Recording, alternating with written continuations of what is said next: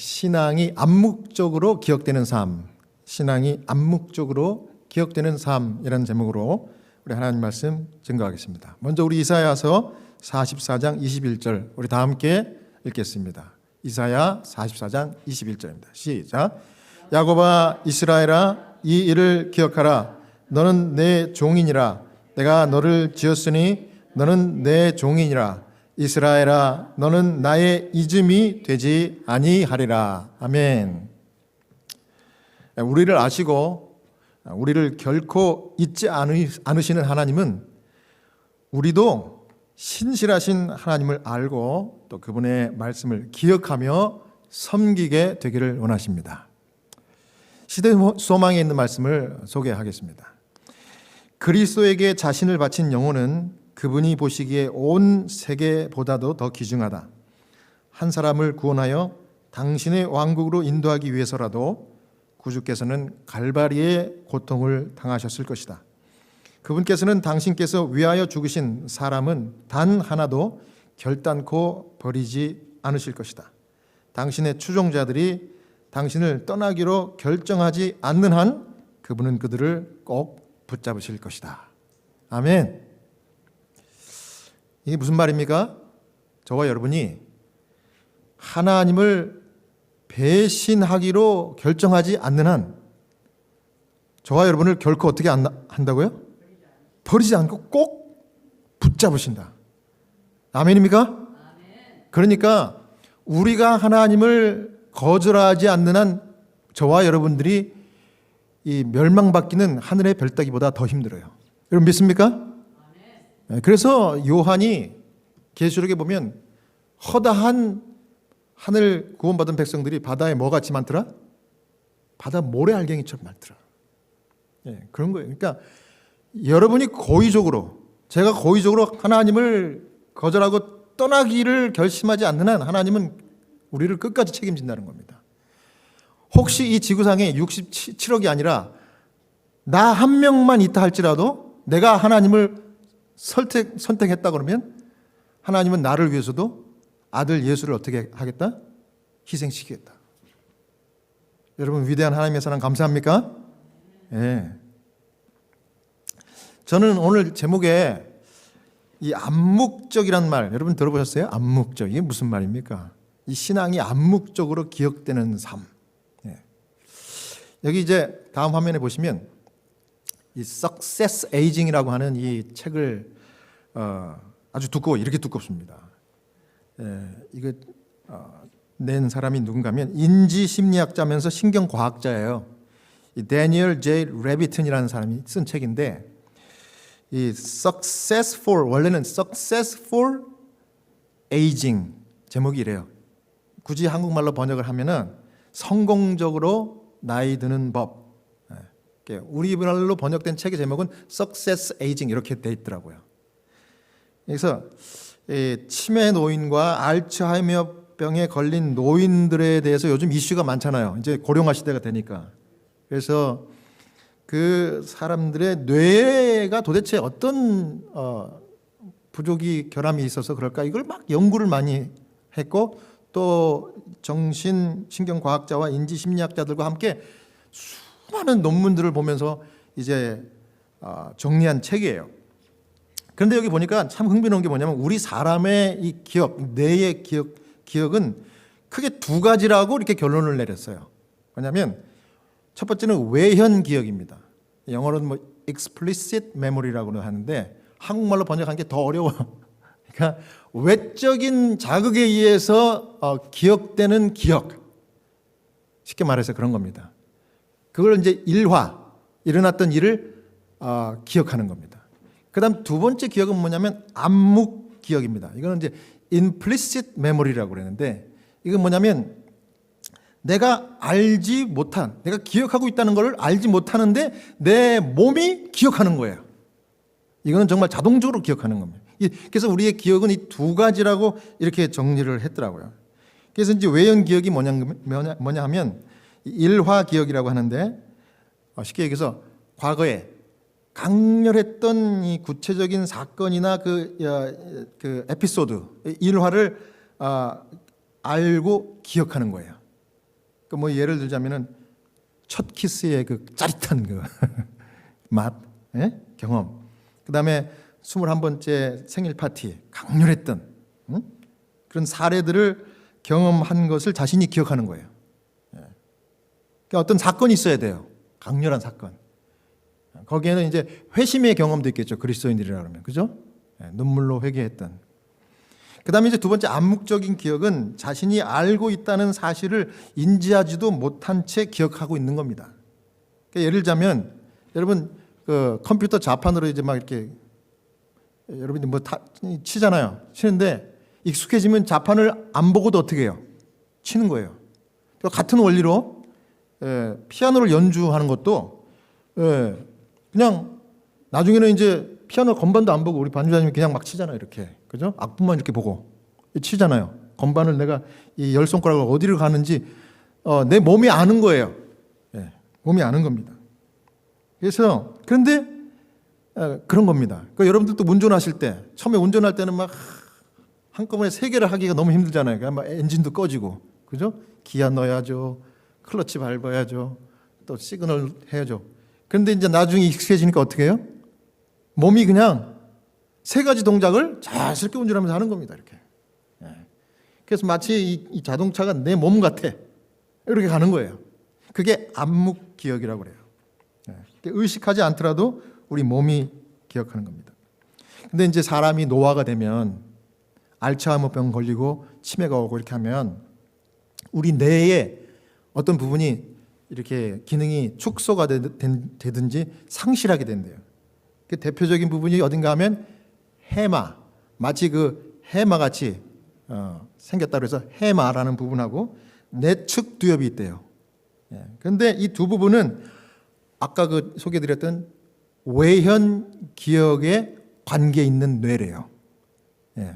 그래서 어떤 사건을 기억하는 거예요. 그런데 노화가 되면서 거기에 이제 손상이 오고 축소가 되고 기능이 자꾸 이렇게 사그라지면은 이 옛날에 했던 그 기억들 아니면 최근의 기억들이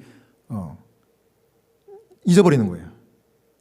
그러나 노화가 진행돼도 암묵 기억에는 그 두 부분이 전혀 관계가 없대요. 그래서 그 기억을 못하고 헛소리를 하신다 할지언정 식사는 잘 이렇게 혼자서 숟가락질도 잘하고 젓가락질도 잘하는 거예요. 그리고 뭐 기본적인 어떤 필요한 것들을 해요. 또 심지어는 그 피아노를 잘 치는 사람이 치매가 왔어도 기억은 못해도 이 악보를 갖다 주면 피아노를 잘 치는 거예요. 그게 암묵 기억이라는 겁니다. 그래서 이 두 가지가 같이 작용을 한대요. 여러분 재미있죠? 여러분 저는 이걸 이제 보면서 생각을 했습니다. 우리의 기억이 외현 기억과 암묵 기억이라고 잘 구분을 해놨는데 사실 일상생활에서는 이 두 가지가 나도 모르게 다 섞여가지고 공존해요. 그래서 이사야 44장 21절에 아까 우리가 같이 읽었던 말씀 가운데 하나님께서 뭐라 그래요? 이스라엘아 이 일을 기억하라 하신 그 말씀은 하나님이 이 책에 의하면 외현 기억을 이야기하시는 걸까요? 아니면 암묵 기억을 이야기하시는 걸까요? 어떤 일을 가리키니까 외현 기억일 거라고 생각을 하겠지만 자세히 생각하면 이 말씀을 쭉 읽다 보면 두 가지가 저는 다라고 생각합니다. 왜냐하면 신앙생활이라고 하는 것은 이 하나님의 위대한 능력과 또 하나님을 만났을 때 내 강렬했던 그 회심의 경험이 있고 난 다음에 너무 감사해서 어떻게 하는 거예요? 하나님 말씀을 내 자원하는 마음으로 순종하고 또 계명과 율법을 지키고 이런 삶을 반복적으로 살다 보면 결국은 그게 나도 모르는 사이에 습관이 되는 겁니다. 그래서 이 기억이라는 말이 성경에 참 많이 나옵니까? 성경에 많이 나옵니다.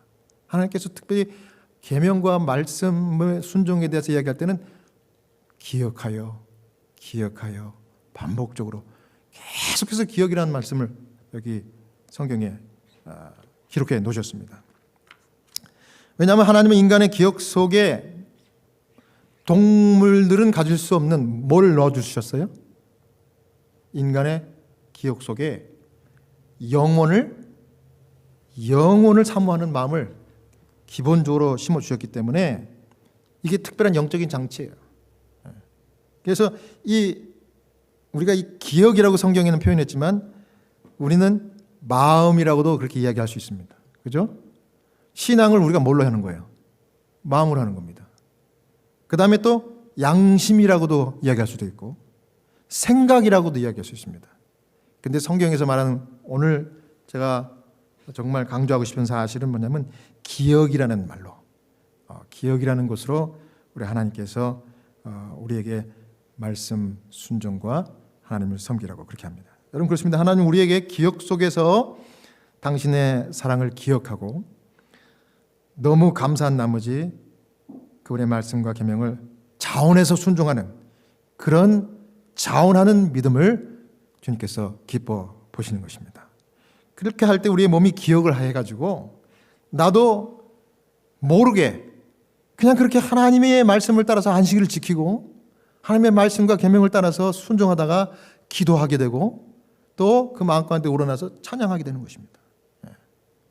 그렇게 예수님과 같은 사람 그런 모습으로 닮아가는 것, 평생을 통해서 닮아가는 것, 그게 바로 성화예요. 성화. 그게 하나님께서 우리에게 원하시는 성숙한 그리스도인입니다. 그래서 우리는 하나님께서 외현과 암묵적인 기억을 다 동원시켜가지고 회심을 시키는 거예요. 저 여러분들을. 여러분 외현 기억과 암묵적 기억으로 회심한 대표적인 제자가 베드로입니다. 마가복음 14장 72절 한번 보겠습니다. 같이 읽을까요? 시작. 달기 곧 두 번째 울더라. 이에 베드로가 예수께서 자기에게 하신 말씀 곧 달기 두 번 울기 전에 내가 세 번 나를 부인하리라 하심이 기억되어 생각하고 울었더라. 자, 너무 유명한 사건이죠. 예수님께서 폭도들에게 잡히셔가지고 이제 대제사장 가야바의 궁전 뜰에서 이제 심판을 받는 그날 저녁에 일어났던 일이에요. 베드로는 너무 무서워가지고 자기의 정체를 숨기고 멀찌감치 이렇게 다른 군중들 사이에 이렇게 껴가지고 날이 추우니까 불을 쬐고 있었어요. 불을 쬐고 있는데 예수님을 체포할 때 베드로가 화가 나가지고 탁 검을 빼가지고 그 체포하려고 하는 사람의 탁 해가지고 뭘 잘랐어요? 귀를 탁 잘랐잖아요. 그랬더니 예수님이 야, 너 베드로 그렇게 하는 거 아니야. 검을 좋아하는 사람은 검으로 망해. 그러면서 그 귀를 다시 붙여주셨어요. 그 사람이 이름이 말고입니다. 말고. 근데 그 말고의 친척이 그때 그 자리에 있었는가 봐요. 근데 그때 불을 쬐 때 바로 그 사람이 말고의 친척이 딱 보고서 그 사람 아니냐 너 귀 잘랐던 너 제자 중에 한 사람 아니냐? 그랬더니 옆에 있던 사람이 그러네. 말을 들어보니까 왜냐하면 이 갈릴리에서 이 제자들 12제자들은 말하는데 그 사용하는 용어들이 좀 순수했어요. 그래서 순수했다는 말은 뭐냐면 욕이나 이런 슬랭들을 안 썼습니다. 그래도 순수한 제자들이었기 때문에. 그때 이 사람들만 말하는 거 봐. 말하는 거 보라고. 너 맞잖아. 그랬더니 베드로가 아니라고. 성경에는 욕하고 저주했다는 말이 뭐냐면 그 사람들처럼 똑같아지게 보이게 하기 위해서 그 사람들이 쓰는 욕을 같이 섞은 거예요. 나는 아니라고. 봐라 내가 쓰는 말이 이거잖아 하면서 에이 하면서 C자 들어갔겠죠. 근데 그때 닭이 몇 번 울었어요? 닭이 울었어요. 닭이 2번 울었어요. 꼬꼬대 울었어요.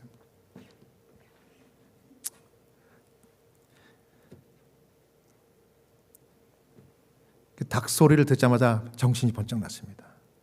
그리고 예수님께 하신 말씀 마가복음 14장 30절에 뭐라 그래요? 닭이 2번 울기 전에 네가 3번 나를 부인하리라. 이런 말씀이 기억됐다. 지금부터는 이제 우리 시대 상황에 있는 말씀을 가지고 이제 베드로의 심정을 좀 따라가겠습니다. 비열한 저주의 말이 베드로 입에서 발해지며 목청껏 우러대는 닭의 울음소리가 아직도 그의 귀에 울리고 있을 그때에 구주께서는 얼굴을 찌푸린 재판장들로부터 얼굴을 돌려 그분의 가련한 제자를 유심히 바라보셨다. 그와 동시에 베드로의 시선도 주께 이끌렸다. 그 부드러운 얼굴에서 그는 깊은 동정과 슬픔을 볼 수 있었을 뿐 분노의 그림자는 추워도 볼 수 없었다. 그 다음 페이지에 보면 창백하고 고통에 차 있는 얼굴과 떨리는 입술과 동정과 용서의 정이 서린 그분의 모습은 화살처럼 그의 마음을 찔렀다. 양심은 일깨워졌다. 기억은 되살아났다. 베드로는 주님과 함께 옥에나 죽는 곳에라도 가겠다고 했던 불과 몇 시간 전에 그의 약속을 회상했다. 구주께서 다락방에서 그날 밤에 그가 3번씩이나 주님을 부인하리라고 말씀하셨을 때 자신이 슬퍼하던 일을 기억하였다. 베드로는 방금 예수님을 모른다고 선언하였으나 이제 그는 매우 슬퍼하며 주께서 그를 얼마나 잘 아시며 자신도 알지 못하였던 거짓된 마음을 얼마나 정확하게 아셨는지를 깨달았다. 추억의 조수가 그에게 빌려들었다. 구주의 부드러운 자비, 그분의 친절과 오래 참으심, 과오를 범한 제자들을 대하시는 그분의 부드러우심과 인내, 이 모든 일이 기억에 떠올랐다. 그러면서 다음과 같은 주님의 말씀이 생각났습니다. 누가복음 22장 31절 32절. 시몬아 보라, 사단이 밀가부르듯 하려고 너희를 청구하였으나 그러나 내가 너를 위하여 내 믿음이 떨어지지 않기를 기도하였노라. 베드로가 그 말씀이 이제 그때 다 기억나는 거예요. 배은망덕하고 거짓된 맹세에 대해서 두려운 마음을 가지고 반성하기 시작했습니다. 예수님의 그 눈빛을 보고 말이죠. 베드로가 한 번 더 주님을 또 바라봤을 때 그 옆에 있던 괘씸한 폭도 한 사람이 예수님의 얼굴을 확 내리치는 것입니다. 그 장면을 보자 더 이상 참을 수가 없어서 베드로는 아주 비통한 마음으로 이 재판정을 뛰쳐나갔습니다. 뛰쳐나갔어요. 시대 소망의 이제 또 그 장면입니다. 베드로는 홀로 외로이 어둠을 헤치고 나아갔다. 그는 어디로 갔는지 알지 못했고 어디로 가든 상관하지 않았다. 마침내 그는 자신이 겟세마네 동산에 와 있는 것을 발견했다. 불과 몇 시간 전에 일어났던 광경이 그의 마음에 생생하게 떠올랐다. 피땀에 젖어 고민으로 떨고 계시던 주님의 고통스러운 얼굴이 그의 앞에 떠올랐다. 그는 심한 양심의 가책을 느끼며 그 시련의 시간에 그분과 연합했어야 할 자들이 자고 있었던 일과 예수께서 홀로 기도하면서 눈물을 흘리고 고민하시던 일을 기억하였다. 그는 시험에 들지 않게 깨어있어 기도하라 하고 하신 예수님의 엄숙한 명령을 기억하였다. 그는 다시 재판정에서 일어난 광경을 회상했다.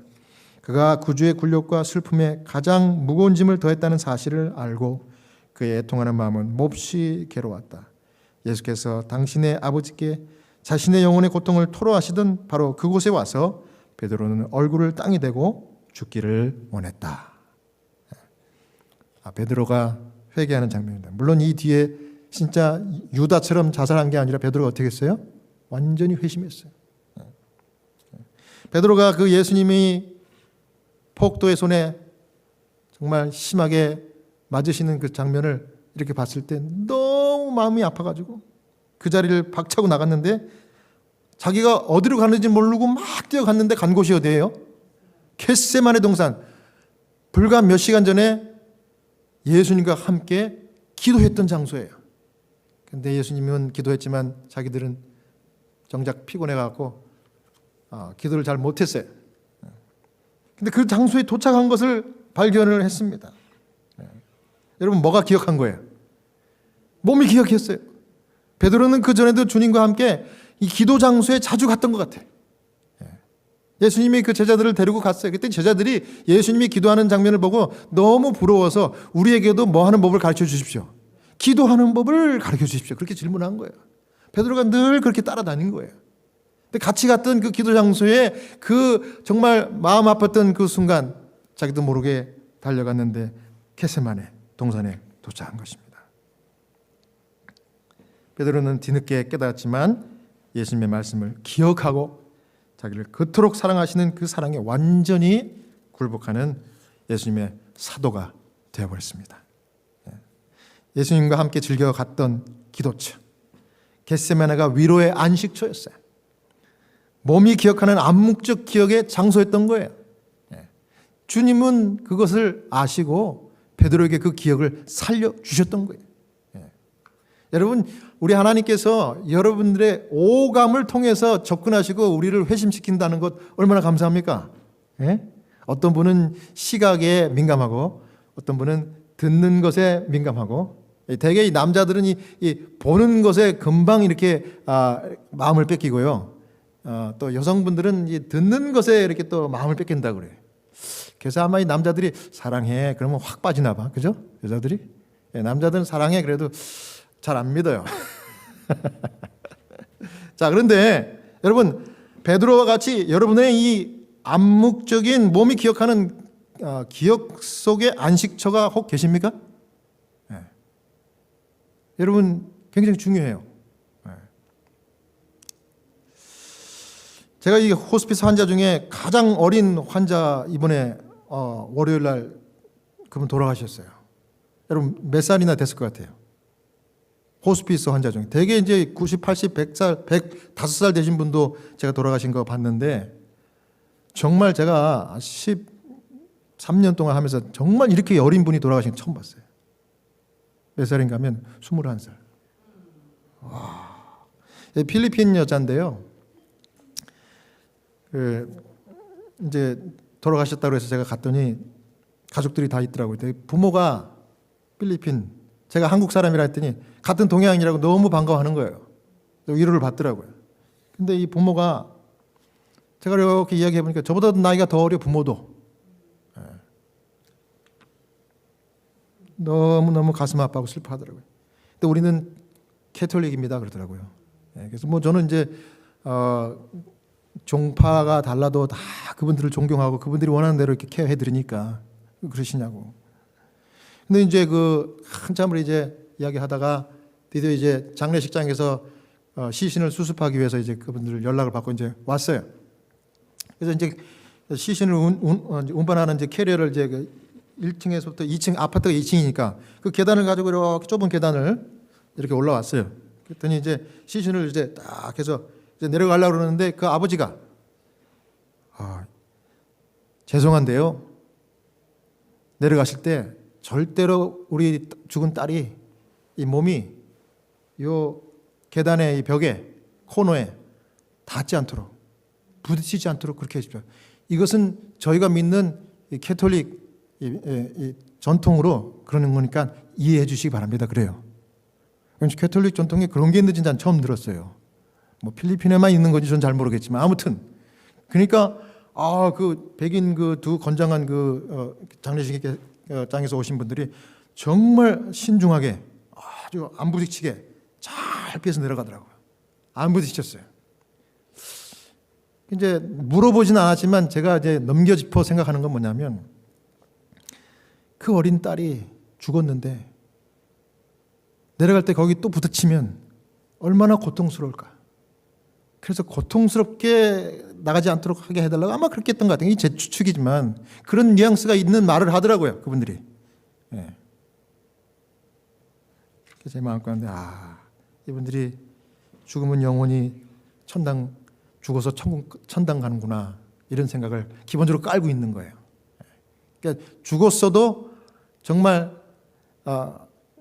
그 고통을 느낀다는 걸 믿는 거예요. 제 마음가운데 참 마음이 잡잡하면서 안타까웠습니다. 하지만 그분들을 위로해드리고 왔어요. 근데 제가 이제 지금부터 드릴 말씀은 그분을 이야기하는 게 아니라 반대로 바로 어저께 만났던 이분인데, 이분의 이름이 엘리라는 사람, 엘리.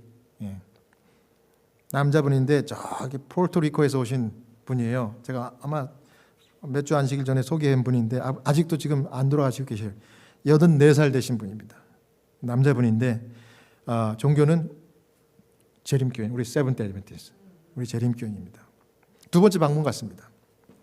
갔더니 지난번에는 이렇게 카우치에 거실에 앉아 있더니 지금은 그 카우치 있던 장소에 그 침대를 갖다 놓고 그 하스피털 베드에서 누워서 저를 맞이해 주시더라고요. 근데 얼굴 모습이 정말 더 편안한 모습이에요. 그래서 제가 혹시 통증이 있으냐고, 없대요. 그래서 제가 또 마지막일 수도 있으니까 죽음이 혹시 두렵거나 겁이 나지 않으시냐고 그랬더니 죽음 겁나지 않습니다. 왜냐하면 그분이 그래요. 죽으면 예수님 모실 때까지 무덤 속에 가만히 아무것도 모르고 있다가 예수님이 와가지고 엘리야 일어나라 그러면 무덤이 열려가지고 내가 부활해가지고 내가 다시 살아서 천국을 갈 텐데 내가 뭐 걱정이냐고. 나는 죽음에 대해서 걱정이 없다고 그렇게 얘기해요. 여러분 그렇습니다. 성경을 읽어보세요. 계속해서 말씀드리지만 죽음은요, 죽은 사람이 영혼이 죽어가지고 천국이나 지옥불로 가는 게 아니라 천국은 살아서 가는 게 천국입니다. 여러분 믿습니까? 성경이 뭐라 그래요? 깰 때에 주의 형상으로 만족한다. 내가 죽음에서 깰 때에, 그다음에 주께서 호령과 천사장의 나팔 소리와 함께 하늘로부터 강림하시리니 주 안에서 죽은 자들이 먼저 일어나고 주 안에서 믿음으로 죽은 자들이 이제 그때 부활하고 이 말입니다. 그리고 그때까지 살아남은 의인들과 함께 만나서 공중에서 주님을 만나서 그때 어디 갑니까? 천국 가는 거예요. 천국은 살아서 가는 거지 죽은 영혼이 가는 곳이 아닌 것이 성서적인 그 믿음입니다, 여러분. 이분이 그걸 분명히 깨닫고 있어요. 그러니까 죽음에 대해서 정말 요만큼도 걱정하지 않더라고요. 그래서 제가 물어봤어요. 당신이 믿는 그 믿음과 신앙생활에서 참 좋은 추억이 있냐고. 그랬더니 이분이 응얼응얼 하면서 스페니쉬로, 이분이 스페니쉬니까 스페니쉬로 내 진정 사모하는 이 찬미가를 부르더라고. 스페니쉬로 뭐라고 해요. 근데 음을 들어보니까 내 진정 사모하는 친구가 되신 주 구주 예수님의 아름다우신 그 있잖아요. 그거를 부르는데 그냥 마음 가운데 그분의 그 가냘픈 음성의 그 노래가 제 마음을 편안하게 이렇게 감싸주는 것 같더라고요. 그러더니 이분이 또 있어요. 좋아하는 거 뭐예요? 그랬더니 자만흑한 내 안식처 하나님 품이니 그 노래래요. 그것도 제가 또 좋아하는 노래니까 또 그걸 들으니까 또 너무 마음이 좋은 거야. 그래서 제가 그분은 스페니쉬로 부르고 내가 그 노래가 뭔가를 아는 순간 저는 한국말로 불렀어요. 그러니까 스페니쉬와 한국말로 짬뽕이 돼가지고 노래를 하는 거예요. 그 다음에 또 있대요. 안식일마다 토요일 날 교회 가가지고 안식일학교 때 불렀던 주제가가 있대요. 뭐냐 그랬더니 내가 가장 사랑하는 곳 안식일학교. 우리 재림교인들은 다 아는 노래예요. 이거 좀 낯선 분들은 지금 믿은 지 얼마 안 된 분이죠? 그죠? 이거는 찬미가에 나오는 18번이야. 그래서 저도 한국말로 부르고 그 사람은 스페니쉬로 부르고. 그러더니 뭐라는가 하면 목사님 제가 티네이저 때부터 교회에서 안식일마다 찬양대 들어가가지고 찬양을 열심히 불렀는데 저는 베이스 파트입니다. 그래요. 그래요? 저도 찬양대 제가 티네이저부터 시작했는데 저는 테너 파트입니다. 그랬더니 그 옆에 있던 와이프가 저는 소프라노예요. 야, 그러면서 그냥 1시간 동안 시간 가는 줄 모르게 그런 얘기, 그런 추억, 그런 기억을 떠올리면서 이 찬양이 이렇게 가사가 이렇게 나도 모르게 이렇게 나오는 게 암묵적으로 기억된 겁니다. 그거 뭐 한두 번 내가 외워가지고 그냥 뭐 노래방 할 때나 한 것처럼 그렇게 해가지고는 가능하지 않은 일이에요. 그거는 어렸을 때부터 계속해서 해야만 가능한 거예요. 그러니까 한번 이렇게 아는 구절이 나오면 같이 따라 하잖아요. 이 사람이 이 음악 얘기, 찬양을 불렀던 얘기를 하면서 얼마나 얼굴이 환해지는지 그냥 예수님 얼굴처럼 환해지더라고요. 예수님처럼. 그래서 제가 그랬어요. 마지막에. 자, 그럼 엘리 너무 감동적인 이야기를 이렇게 해주셔서 고마운데 지금 혹시 한 가지 마음 가운데 걸리는 거, 걱정되는 거 한두 가지는 있겠지. 한 가지만 있으면 이야기 좀 해줄 수 있겠냐고 그랬더니 나는 죽는 것도 겁도 안 나고 내가 이제 죽으면 이제 부활해서 하늘에 갈 걸 다 믿고 있는데 사실은 내가 죽으면 내 와이프를 비롯해서 우리 가족들이 제일 걸려요. 아주 솔직한 얘기를 하는 겁니다. 그 와이프 옆에서 걱정하지 마, 걱정하지 마, 우린 잘 살 거야. 그러면서 글썽글썽해요. 목사님, 날 위해서 기도하지 말고 우리 가족들을 위해서 기도해 주실래요? 그러더라고요. 그러겠다고. 그래가지고 제가 마지막일 수도 있잖아요. 그래서 손을 잡고 와이프 손 잡고 그 사람 손 잡고 기도했어요. 하나님 아버지, 부활의 소망을 이 엘리에게 주셔서 너무 감사합니다. 우리가 다 그 소망 가운데 죽든지 살든지 하나님만 바라보고 하루하루를 삽니다. 주님, 이분이 간증한 것처럼 부활의 소망을 갖고 주 안에서 죽더라도 잠들더라도 주님 오실 때 꼭 만날 수 있게 해주시고, 이분이 간절히 기도하기를 원하는 것은 이분이 돌아가신 다음에 와이프를 비롯해서 자녀들, 그 다음에 손자 손녀들 마음 가운데 걸린다고 합니다. 그러나 주님께서 한 사람도 놓치지 않고 우리가 배신하지 않는 한 주님이 끝까지 붙들어 주신다고 그렇게 약속했으니 그 말 믿고 기도하오니 주님이 가족들 끝까지 책임져 주십시오. 더 잘 믿고 더 잘 살게 해주시고 나중에 예수님 오실 때 이분과 다 기쁨으로 만나게 해주십시오. 예수님 이름으로 기도합니다. 아멘. 이분이 눈물을 막 펑펑 흘리는 거예요. 여러분, 제가 그 방문을 하고 나서 얼마나 일주일 동안에 그 모든 그 스트레스와 모든 그 잡념들, 모든 생각들, 걱정들이 싹 사라지더라고요. 그래, 내가 뭐 그렇게 잘 먹고 잘 살겠다고 고민하고 걱정하고 그런가? 하나님께 다 맡기면 되지. 내가 하나님만 배신 안 하면 되지. 죽어도 살려주신다 그러니 그런 분인데 내가 뭘 걱정할 거야? 그럼 다시 한번 내 자신의 부족한 부분들을 살펴보고 주님 앞에 새롭게 결심했습니다. 여러분, 출애굽기 20장 8절에서 11절 이거 보십시오. 다 같이 읽을까요? 우리 써져 있는 것만 시작. 안식일을 기억하여 거룩히 지키라. 그러므로 나 여호와가 안식일을 복되게 하여 그날을 거룩하게 하였느니라. 아멘. 여러분, 이 말씀은 우리가 외현적 기억뿐만 아니라 암묵적 기억을 총동원해서 마음으로 하나님 말씀을 지켜보면 알 수 있는 신비한 약속의 말씀입니다. 여러분 이거 체험해 보시는 것이 여러분들의 특권입니다. 여러분, 안식일을 기억하여 지켜보세요. 신비한 일들이 여러분의 삶 가운데 일어날 것입니다. 그래서 주님께서는 기억하라고 그랬어요. 네 몸이 기억할 때까지 반복적으로 한번 지켜봐라. 대단한 하나님의 약속과 축복이 있는 말씀이에요.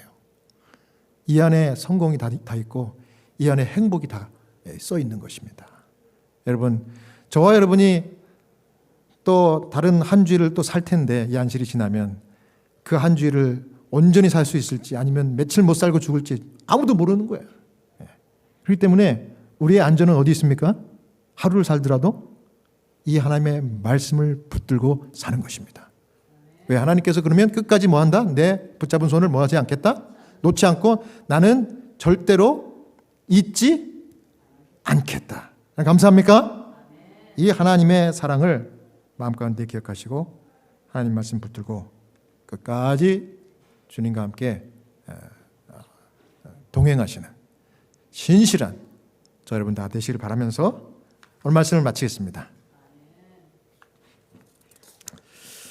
자, 우리 자리에서 일어나셔서 마지막 찬미 나의 영원하신 기업 찬양하겠습니다.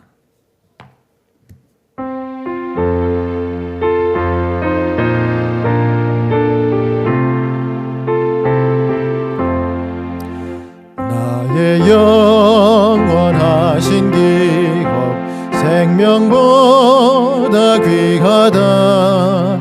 나의 갈 길 다가도록 나와 동행합소서. 주께로 가까이 주께로 가보니 나의 갈 길 다가도록 나와 동행하소서.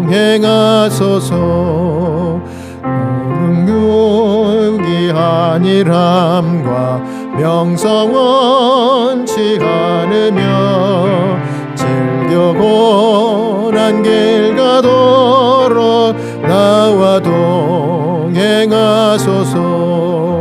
주께로 가까이 주께로 가보니 나의 갈 길 다가도록 나와 동행하소서. 어두운 골짜기를 가며 험한 바다 지나서 영원한 저 천국문에 주와 들어가겠네. 주께로 가까이 주께로 가오니 나의 갈 길 다가도록 나와 동행하소서. 우리의 영원하신 기업 되시는 아버지 하나님, 오늘 저희들에게 정말 우리 주님께서 어떻게 살기를 기뻐하시는지 그 비밀, 그 오묘함을 깨닫게 하시니 감사합니다. 우리가 이 세상에서 주님이 허락하시는 그 삶의 순간이 닿을 때까지 우리는 주님만을 의지하고 하나님의 말씀을 기억하여, 아니 기억하는 정도가 아니라 암묵적으로 우리 몸이 그것을 기억할 때까지 진심으로 반복해서 하나님의 말씀과 계명을 순종하여 주님께서 약속하신 그 축복과 주님께서 허락하실 그 많은 은혜들을 우리가 날마다 누리며 또 이것을 모르는 사람들에게 나누고 전해서 그분들이 다 주님을 영접하고 정말 주께서 이 땅에 우리를 데리러 오시는 그 영광의 재림의 순간까지 우리가 최선을 다하는 믿음 있는 신실한 자가 되기 위하여 새롭게 결심했습니다. 아버지, 저들의 마음을 받아주시고 우리의 마음 가운데 영원히 임재하셔서 우리 주님 영광 받아 주시옵소서.